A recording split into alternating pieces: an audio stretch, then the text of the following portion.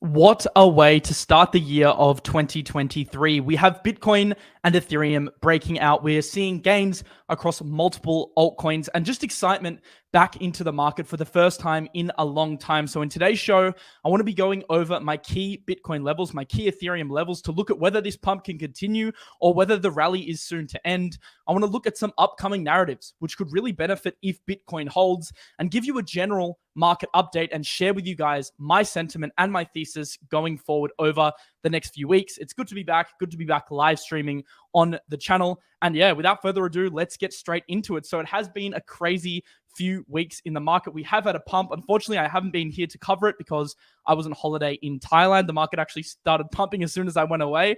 But it is good to be back. I had a great trip. Thank you guys for all the messages on Instagram and Twitter. I really enjoyed myself, but there's nothing better than being back in the office, back in the studio and grinding in the market. This is my element, being back on the charts, and I'm really happy to be back, although I did have a great trip. So I guess the question in everyone's mind right now is this a real rally, or is this simply just another fake out? We've seen continuously in this bear market, bull trap after bull trap after bull trap. So there's a lot of distrust right now, although some people are starting to believe that this pump is real. There is still a lot of distrust in this market. So the first thing I want to do is look through some of the metrics which can kind of validate whether this is a real pump or not. And the first thing I want to take note of is the fact that OTC desk addresses are rising. So institutions have started to increase their Bitcoin holdings according to Glassnode.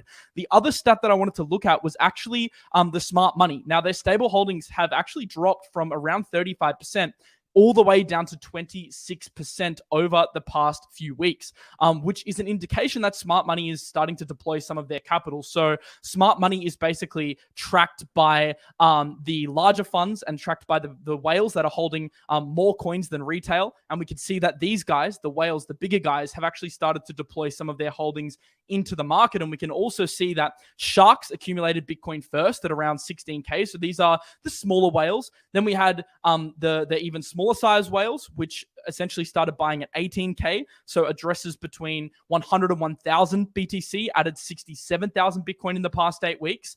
And then wallets, really big whales with 1,000 to 10,000 Bitcoin started adding 37,100 Bitcoin in the past 10 days. So these guys were the most recent guys to jump on the bandwagon. And that, of course, is what sent us up to 21K. So there is big money starting to get more involved right now. There is a whole crop of smart money and a whole crop of whales that have started to enter the market. So that is a positive sign. But of course, this whole rally was kicked off by the bounce in the stock market. We can see from the low in October to now, the stock market is up 14%, and the NASDAQ is up around 20%. And whenever we do get a rise in the stock market, because crypto is so correlated to stocks and so correlated to the macro right now, of course, crypto ended up pumping. But it's very interesting because the S&P is at a very key level right now. It is actually starting to break out, or at least retesting this major diagonal trend right now. And if obviously the S&P does show some more strength, then we could get a push up in the crypto market as well. And this is actually in tandem with a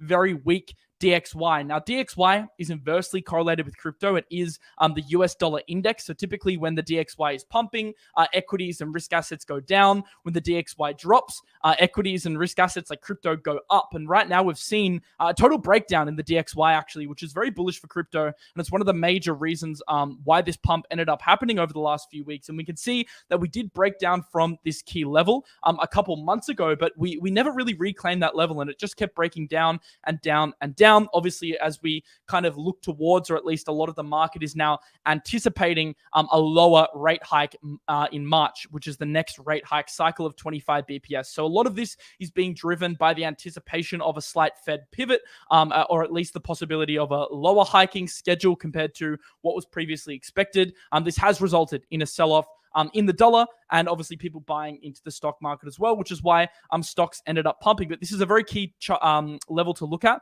on the S&P and the DXY. We do have a key level at 101.2, which I do think we could expect a small bounce from. So I do think maybe we push down even further.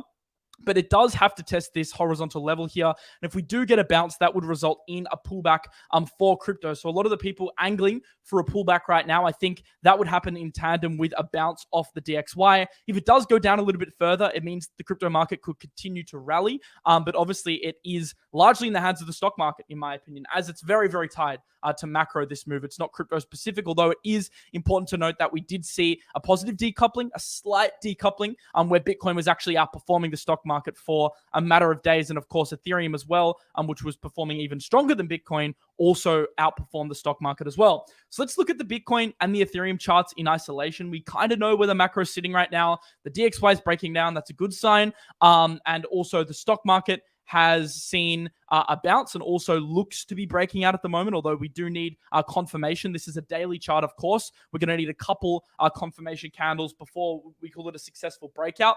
But I think we got to look at the Bitcoin price now, because there are key levels that I am looking at, and I have some key price targets that I'm looking at as well.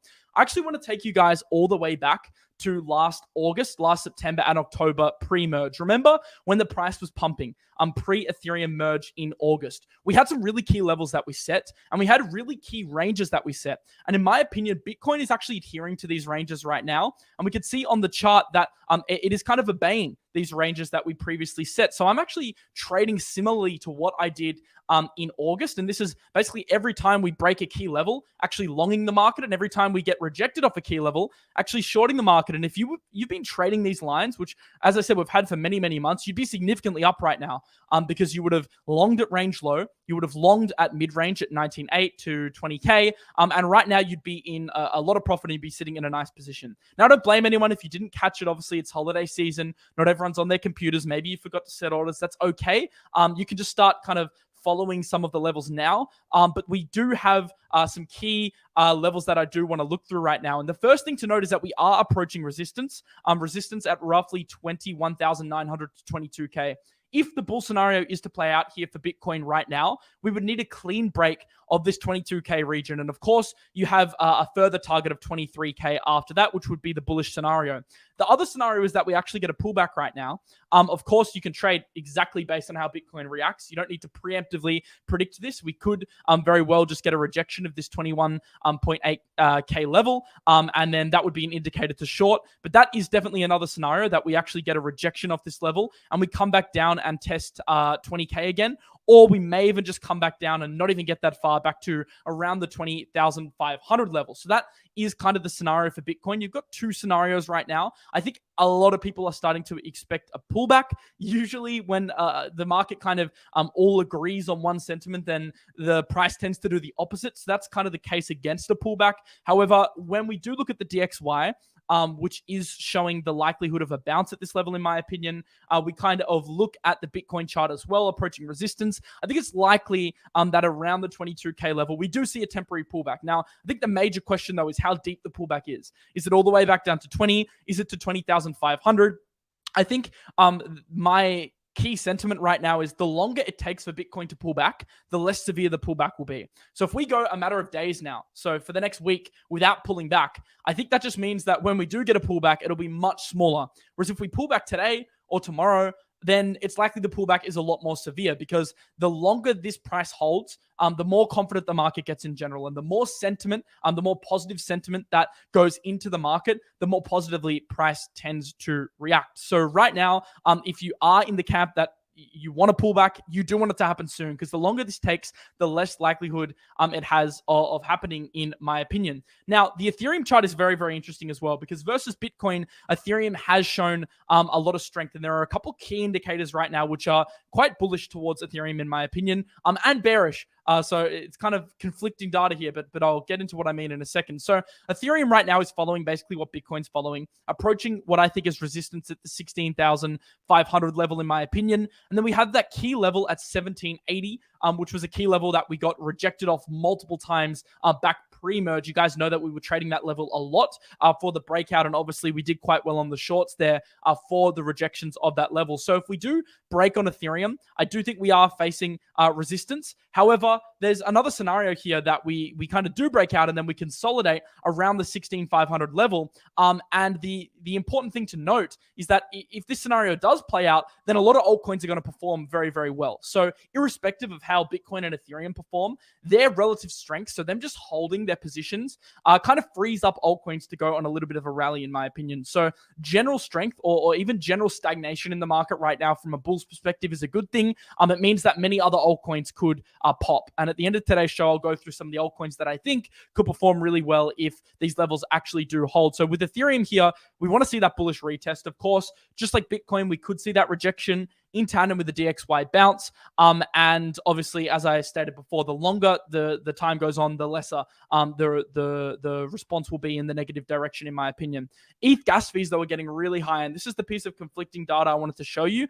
When ETH gas fees are high, historically, this has been very good for other L1s, not necessarily Ethereum itself. But the game has changed now. The game isn't the same as it was last year. For one reason, we have the Ethereum merge. Now, with Ethereum moving to proof of stake, this means that the more gas fees, the higher the gas fees, the more Ethereum being burnt, since there isn't as much supply going onto the market, the more net positive it is in terms of the price, because this results in negative supply growth for Ethereum, or aka Ethereum becoming deflationary.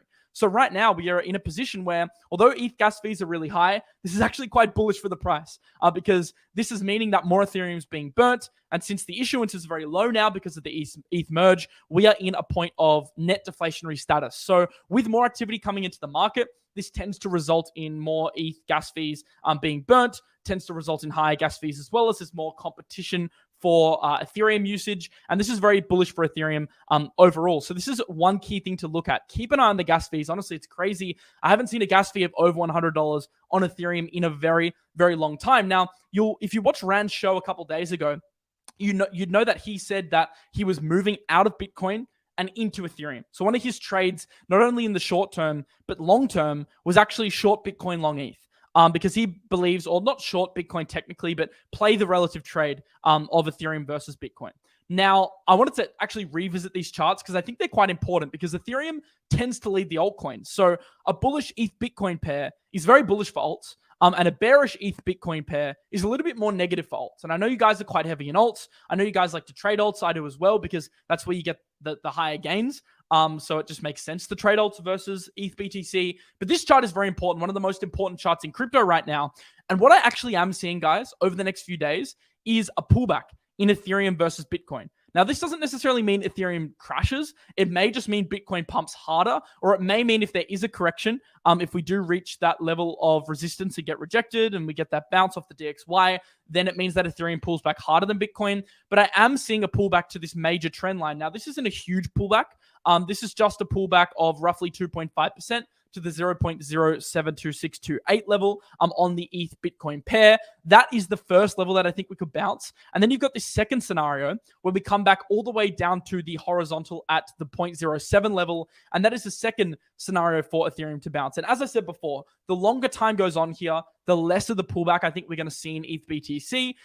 If we do get a pullback in the next day, then I think we could go even deeper to this horizontal level. But either way, Ethereum Bitcoin is looking bullish. So although I do see a pullback in the short term, if we look with a slightly longer time horizon on the 4-hourly and the daily and even the weekly charts, it is looking bullish. It is looking very, very bullish. Almost looks like a big extended bull flag on the daily/weekly chart. So it is positive for ETH BTC. Of course, the stronger ETH is versus Bitcoin, the stronger altcoins are. So that is a positive sign.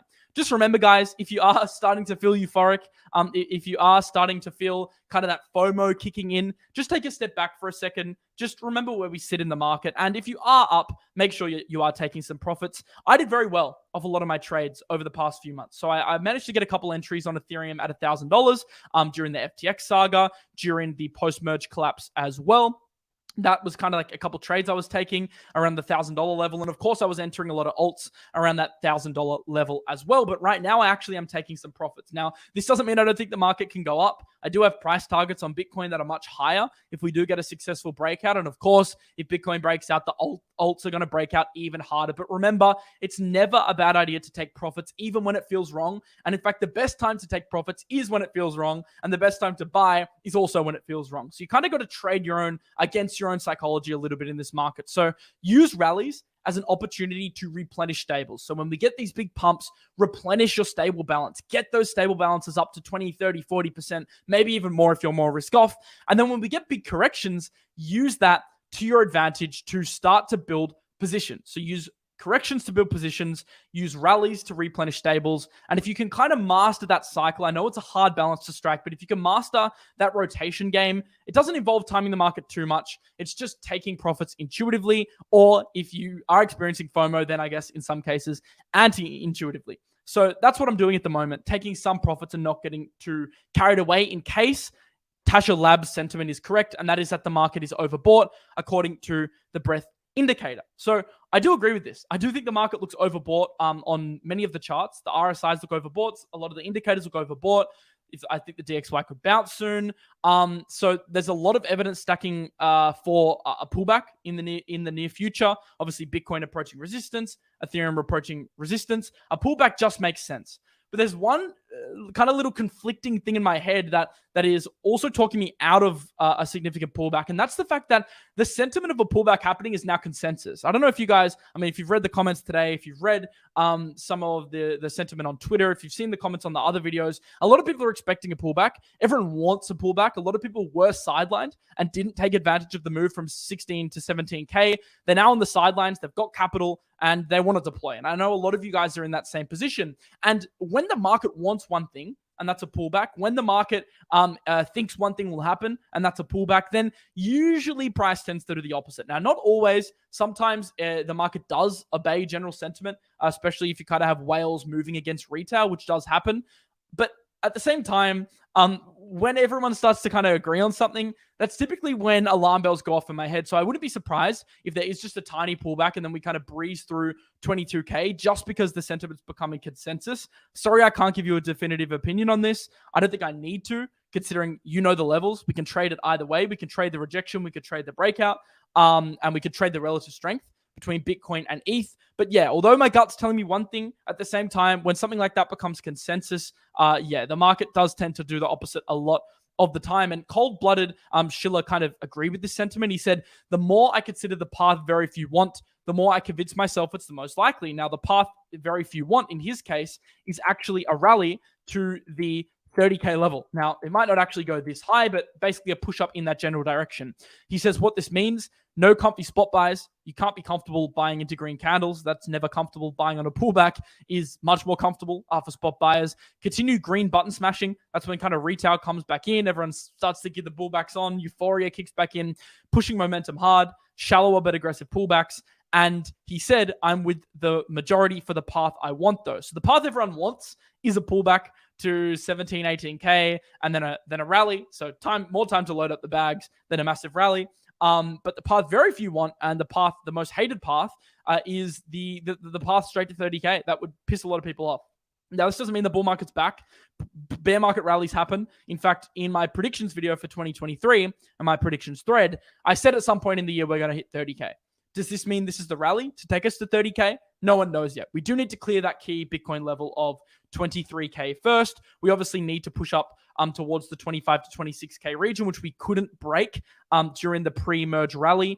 But 30K, definitely in a bear market, is still on the cards. And just to remind you guys, 30K and then new lows is also possible. Now, the likelihood of this happening is a lot less likely than new lows and then 30K. That's just kind of how markets work. But it still is possible. So don't just discount the fact that we could see 20K again if we hit 30K. That's not the case at all. Just as we saw a massive correction to 30 and then a massive pump to 60, and just as in previous bear markets, we've seen rallies from 3K to 14K and then back down. Anything is possible in this market. So don't discount one thing just because another thing's happening. And I think it's very important to stay adaptive, stay fluid, stay flexible in your trading strategy, and don't adhere too much to a directional bias. Always kind of take new information in as it comes. Make sure to constantly readjust your thesis and come up with a short-term plan to capitalize. And I do have a plan that I'll share with you guys in just a few minutes, actually on how to capitalize if this market continues to rally. Just want to give a quick shout out to Gains Network before we get into that stuff. They are the official trading sponsor of the show. If you do want to do any trading, they're obviously a decentralized exchange. They have a lot of pairs. You guys can see they have a heap of pairs, and they have a lot of leverage as well, up to 150x leverage. Of course, you can trade as low as 2x, trade as high as 150 on many, many pairs. And obviously, you've got the benefit of doing so on a decentralized exchange and not a centralized entity. They actually just also released pairs for the NASDAQ, the S&P, the Dow Jones, and the Russell 2000. So they're not just a crypto exchange. They have indices as well. And they also have Forex pairs. So it's basically like a very nice one-stop shop to trading. So if you do want to trade, trading on Gains Network is a great option for trading on a DEX. Of course, I always recommend spreading out your funds across centralized entities and decentralized entities. So it's very easy because you just connect your MetaMask wallet and you can trade on Polygon and now Arbitrum as well for very, very low gas fees. So you don't have to deal with the crazy gas like you're dealing with on the Ethereum network at the moment. So that is Gains Network. There's a link in the description here to sign up to Gains Network and trade. That is where I've been doing a lot of my trading. So link in the description to sign up to Gains and get trading on a decentralized exchange. So I want to look at a couple things now related to altcoins and what altcoins I think could outperform if this market continues to rally. So Loma Crypto says, what's wild is that we've had coins pump 50% and most of their charts still look like they're just starting to show signs of life. Wouldn't rush into positions now, thinking you're out of time, but definitely something to keep note of. And what he's saying here is that, yes, a lot of coins are up 50% from the bottom, but there's also so much room for them to continue to rally if Bitcoin holds strong. Because 50% in the scheme of things is not that much. And maybe for the guys feeling FOMO, you'll like to hear this right now. 40% is nothing when you're looking at going back to highs at like a 50x. So even if a coin does a 10x, it's still down 70% from highs, which is still like a significant correction. Now, I don't always think it's necessarily reasonable to compare coins from their current prices to their highs, but just in terms of perspective, coins can still like do multiple X's, like let's say a 2 or 3x and still be a way, way, way off, like 80, 90% off their highs, because some coins are just beaten down that badly. And I definitely think it's important to maintain perspective. Of course, in the short term, a lot of coins, some of them look overbought. Of course, a lot of coins are pumped and you don't want to FOMO in. But if Bitcoin does hold strong and Ethereum holds strong, there's definitely a chance that altcoins rally. So the thing is right now, guys, the major question mark is the if of whether Bitcoin and Ethereum hold strong, right? That is the major question. That is where all our attention is right now. And I'm not longing right now on altcoins. Of course, you can take little scalp longs for breakouts. You can kind of play the game that Ethereum and Bitcoin will reach resistance and go up another 2-3%. That's fine. But I'm not doing major spot longs right now because I want to see whether Bitcoin and Ethereum hold. Now, if they do hold their key levels, which I showed on my charts before, then there is a large chance we do see a kickoff of some sort of alt season. Now, I know that word's kind of cringy on Twitter and stuff, and it's a bit overused, but alt season just meaning, a rally of alts versus Bitcoin and Ethereum. It's very, very possible because a lot of alts just aren't up that much. And although there have been narratives that are pumped, like the LSD narrative, like the AI narrative, I do think there is more room for new narratives which haven't pumped, which I'm going to get into a couple in a second, that still have a little bit of room to grow. So definitely start building a watch list right now. Now is the time to build your watch list. Now's the time to get on CoinGecko, utilize the watch list function, utilize the TradingView watch list function, and start building up a nice list of coins that you think if this market rallies could significantly outperform. And that's what I'm doing right now. Of course, you've probably done very well off some of your spot bags. If that's the case, consider taking profits, but also consider the scenario that if the market goes up, there could be a rally amongst altcoins, and that's something we also got to prepare for. You always got to play both sides. So diligent risk management in tandem with diligent trading. And of course, the trading is where you're going to get a lot of these gains because you can leverage up on the alts, set tight stops under the key levels that Bitcoin and Ethereum need to hold, and you get decent risk reward trades doing that. So the long scenario is definitely a scenario that could play out for altcoins if Bitcoin and ETH hold. Now, that's just something that I'll get into more in the near future. And of course, my show, if you guys are new or if you've kind of forgotten what I do here, I'm the altcoin guy, right? I do deep dives and a lot of deep research into new narratives. I called the AI narrative a couple months ago. We got the perp DEX narrative even before that. We traded the ETH merge quite well. We made mistakes. We were too heavy in Luna last year. We were too heavy in Phantom. But I feel like over the last few months, we've done quite well on this show.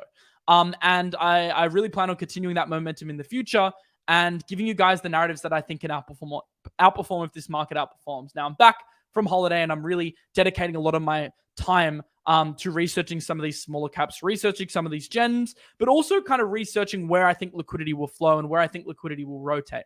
And of course, this show is dedicated to sharing that information with you guys every single day. So I kind of just wanted to do today as a market update. And of course, we'll get much deeper into some of the specific altcoins in future shows. Tomorrow, I'm doing a show on a narrative that I think will be really, really strong that I won't talk about too much today. I'll gloss over it maybe a little bit.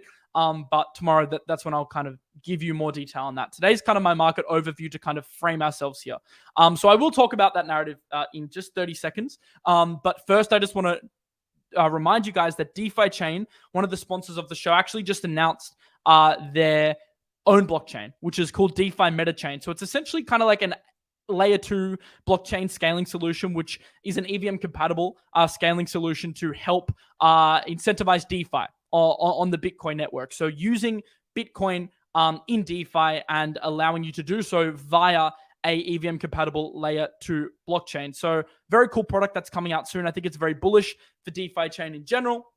The DeFiChain token has seen a positive price response off the back of this announcement. Obviously, you know, I'm not paid to shill the token, but I do think it's something worth looking at on a side note. But in terms of the product itself, it's a very good product. It's basically a Bitcoin wallet that allows you to unlock the possibility of DeFi using your Bitcoin, or just keep it cold if you want to keep it cold. And there's a link in the description to DeFiChain. Just keep an eye on their DeFiChain EVM compatible layer 2 coming out. I think it's very, very exciting. Of course, there's a link in the description to DeFiChain if you want to get involved there. Now, sorry for kind of delaying the point that I was going to make, but I just wanted to look over a few narratives really quick. Of course, tomorrow is where we'll go much deeper on the kind of trends I think could do really well if the market pumps, but I'll kind of go through a few. The AI narrative is the first thing I want to touch on. December 7th, I called this, like literally a month and a half ago. Since then, some of these coins are up 3 or 4x. This was the tweet where I said that ChatGPT made it clear that AI is the future after it hit 1 million users. We predicted this. We did this. We called this. We knew AI was going to pump, and it pumped. It went absolutely parabolic. This is just a 7-day chart, but a lot of these went 3, 4, 5, 6x since I tweeted very well, especially 𝗵𝗏 and Ali and some of these other coins that are performing very well. 𝗏𝗏𝗙𝗃 as well. Ali and 𝗵𝗏 were two of the best performers, and they were in that tweet. So we did predict the AI narrative, but I don't think it's dead just because the AI, like, this isn't just, okay, in the short term, it's a bit of an overhyped pump, maybe a bit of an overbought pump, considering it's very hot. ChatGPT, everyone's getting really excited and kind of in a frenzy over the future of AI. I totally get that. But at the same time, looking long term, there's definitely a need and there's definitely a room for very strong projects that harness AI in crypto. And this isn't a short-term narrative, although it's a short-term pump. So I still think that some of these coins could perform very well. And I still think it's something we got to keep our eye on. I just wouldn't buy into it at these prices. I'd wait for a pullback. And if we do get that pullback, these are some of the projects I'd load up on. Not necessarily these four. I might do a kind of a tier list on the AIs soon to give you guys a bit more insight, but 𝗵𝗏 being one of them, Ocean being another one. But yeah, I'll get into that more in the future. But the AI one is definitely, I think, one that you need to keep your eye on. If we do get a pullback, I think that could perform well. The other thing that I think, although still has a lot of room to run, is the liquid staking derivatives play. So liquid staking derivatives essentially is a TLDR, derivative contracts that allow you to stake your assets in order to receive an ROI, but they're liquid. So like staking your Ethereum and then getting staked Ethereum back instead of having to lock up your ETH. So it's more capital efficient to do so. We've talked a lot about liquid staking on the channel previously, but there are assets that are performing quite well ahead of the Shanghai upgrade. Now, this is why the Shanghai upgrade is very important for LSDs, or liquidity staking derivatives. And this is because despite Ethereum being the leading POS blockchain, it only has a staking ratio of 14%. Which is a lot lower compared to other L1s like Cardano, BNB, Solana. This is mainly because of its entry barrier for staking. And since ETH is pooled, not everyone has 32 ETH to become a validator. So if you want to become a validator, you need a lot of ETH. So liquid staking protocols like Lido, like Rocket Pool, like Anchor, protocols we've talked a lot about in the past, they allow ETH holders to stake Ethereum without having to run a validator node. Now, the Shanghai upgrade is designed, this is the new upgrade coming in the next couple months for Ethereum, to significantly reduce the risk and opportunity cost for validators to stake their Ethereum, as the minimum duration for staking actually falls from a matter of days to just 27 hours. That's one of the major changes with the Shanghai upgrade. So as a result, Ethereum staking should reach parity with other blockchains, which means more Ethereum is now going to be staked relative to Solana, relative to Cardano, and this gives market opportunity for the growth of liquidity staking protocols, because that means more people are staking Ethereum, they need a place to stake. Where are you going to stake? You're going to liquid stake because there's more capital efficient. And that's why Lido's done well, 𝗏𝗏𝗄𝐿's done well, Anchor's done well. And although they've performed well over the past few weeks, if we get a pullback, these are some of the ones I'm looking at most heavily, because this isn't going anywhere. ETH staking is a long-term narrative. I'm just full disclosure, I'm an investor in Lido, investor in 𝗏𝗏𝗄𝐿 long-term. And I've been talking about these for months. And if you got the entries on Lido, then that I was talking about, then you're probably up a lot right now. And I think there's definitely potential for this narrative to continue to do well if the market remains strong. And we can see that there are a few players that have started to enter this market. One of which is Frax Finance, which wasn't a huge player in this market. We're invested in Frax Finance for other reasons, because I really like the team. I like Sam Casement. I like Frax's DeFi utility in the 𝗕𝗏𝗙𝗵𝗶𝗁 ecosystem. I think there's a strong demand side factor for Frax, which I like. But also, with their kind of new Frax staking, or the Frax ETH initiative, we've seen over 60,000 Frax ETH actually being staked. And only last week we hit 50K. So the growth here in staked Frax ETH is massive. And we can even see this on the chart. If we look at the breakdown of the liquid staking derivatives and who's gaining the most traction, we can see that Frax was barely non-existent a few months ago. And now it's almost 1% of the total stake supply. In fact, it is 1% today of the total stake supply, making it the 6th biggest protocol in this space with a 30-day change of 44%. This is the biggest grower out of all of them. And that's one of the reasons why I think Frax could be a very decent buy over the next few months. Of course, this does rely on Bitcoin. It does rely on Ethereum. It does rely on the macro, as I've stated many times in this video, but that's one I'd be looking at, FXS. But we are in no man's land right now. So if you aren't entered, you've got to wait for that pullback, or you've got to wait for Bitcoin ETH confirmation so you get a better confirmation buy instead of aping in kind of in no man's land. I already have my entry. I know a lot of you guys already have entries. If you're in that position, I think you can continue to hold. I think it's a great project. I think it's a great hold long term. And as we can see on DeFiLlama, it has been outperforming other LSDs. Now, a narrative that hasn't run at all, which I think could run, and this is something I'll get into more tomorrow about the actual game plan for this, or maybe the day after, depending on when I do that video, but within the next 2 days, is the DogeCoin, meme coin narrative, because we've seen LSDs kind of already pumped, although I think we get a pullback and they continue to perform well. They have already pumped to some extent. We've seen AI already pumped to some extent. We even saw the Metaverse index breaking out. But something that hasn't really broke out, or at least is lagging behind relative to other narratives, is the meme coin narrative. And this is obviously consisting of coins like Doge, coins like 𝗕𝗵𝗃, coins like 𝗕𝗏𝗃𝗫, these kind of meme coins. Maybe they don't have the strongest fundamentals long term, but short term, totally valid trades. Totally valid trades. Never underestimate the meme effect of crypto. We just know how strong it is. Historically, memes often outperform a lot of other narratives. So if there's a decent correction, Bombay said he'll be buying little amounts of DogeCoins, and I would tend to agree with them. If there's a correction, the meme coins are something I'm going to look at, and a lot of this is off the back of Shiba's layer 2, which is launching, and that's starting to get a lot of hype behind it. So maybe with the 𝗕𝗏𝗄𝗏 launch, 𝗕𝗵 performs well, and if 𝗕𝗵 performs well, we're going to see that rotation into other DogeCoins. So yeah, DogeCoins is something I am kind of looking at. Kind of funny to say it, but yeah, that's definitely, I think, a play that could play out if we do get a Bitcoin pullback. So 3 narratives I'm looking at.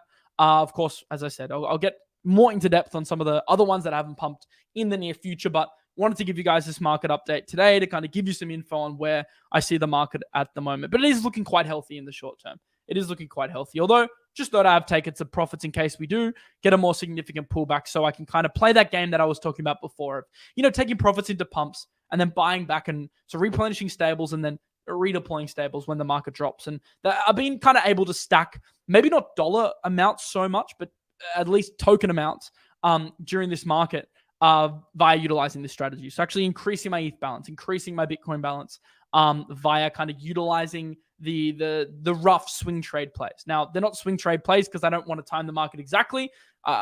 In all honesty, I think it's impossible to do so. But if you kind of have a rough idea of where the market's heading, then you can definitely utilize that strategy. And I think it's just pragmatic risk management. Someone said, Miles, you're timing the market. You can't time the market. I disagree. I think it's just risk management. Taking profits during pumps is risk management. Buying during dips, it's actually risk management, because all your total exposure to stables versus the market is risk management. That the percentage that you allocate to both, that all comes under your risk tolerance. It all comes under the general scope of risk management. So I don't think it's timing the market necessarily. Responding to the commenter in the comments. Just before we head off, remember, you can trade on Apex as well. It's a decentralized exchange that is powered on layer 2. A few of the reasons why Apex is very cool. Firstly, by the way, it's an official Bybit partner. So through the Bybit interface itself, you can actually go directly to Apex. It has no KYC. It's obviously on a DEX. We know the benefits of trading on a DEX versus a centralized exchange. It's launched on Matic, BNB, ARB, and ETH. So for those with funds on different networks, it's a good option versus Gains, which is only on Arbitrum and Matic. They have big backing, partners with Bybit, built on Starkware, so built on layer 0, which is very cool. Technically a layer 2 though. Has some of the lowest on-chain fees of any DEX. So if you're into low fee trading, if you're trading with really small amounts, Apex does make more sense than other DEXs. And they also have a huge trade to earn incentive. And this is probably the biggest reason to trade on Apex. $10 million plus they're giving out to traders. So the more you trade in terms of aggregate volume, the more you're going to make in their native token banner, which you can then obviously stake to earn yield, or you can swap back into another asset to trade with. Whatever you want to do with that money, you can earn it using the trade to earn incentive. And they also have a mobile UI UX. I'm not paid to say this once again at all, because I'm sponsored to show off the exchange. But I will say this on a separate note. My personal opinion is that the Apex exchange, I think long-term could be a good play. I'm talking about the Apex token itself. Obviously not financial advice. None of this is financial advice. Also, I'm not paid to promote the token. I want to make that very, very, very clear. Do your own research, of course. But the Apex token's a very interesting play to look into long-term, just because they have really, really, really big backers, and they're backed by Bybit. And Bybit obviously being one of the biggest, or if not the biggest crypto exchange after Binance right now, that's not something to ignore. Bybit's official DEX Endeavor, I don't think it's something to ignore. Obviously, got to look into the tokenomics before you ape, and I haven't extensively researched the tokenomics. I believe they're solid, but I would need to do a deeper dive on that to give you a full opinion. But just in terms of narrative, I think the narrative's strong. I think the narrative is very strong. L2 decentralized derivatives, launching more and more pairs every week. This is strong. This is strong. And obviously GNS and GMX have performed quite well. So something to look out for. Small cap scientist seems to agree as well. Not sure if he's paid. Of course, you got to look into whether he's paid. You've got to be very skeptical of who's promoting what in this market. You don't want to listen to people that are paid to promote something or have a vested interest to promote something. Once again, I want to make it clear that I don't. I have a ref link for trading purely. Got nothing to do with the token. Any opinions on the token are a separate matter. But if you do want to trade on Apex and use the exchange, because I think it's a cool one to use and to utilize, then you can do so using the link in the description to sign up for an Apex perpetual trading account and get trading on your MetaMask wallet. So that is the show, guys. We covered a lot of ground. I hope you enjoyed. That was pretty alpha pack, pretty intense. Of course, I'll see you in a day or so to talk about the narratives I think could do well. And I'm just excited to be back, looking at altcoins, researching the market. It's great feeling to be back with you guys every single day. The show went out late, but 7 p.m. EST usually, and I'll also be live as well. So excited to be back. Smash the like button if you enjoyed. Subscribe if you're not subscribed. Turn on post notifications so you don't miss a single show. And I'll see you in the next video tomorrow. Peace out.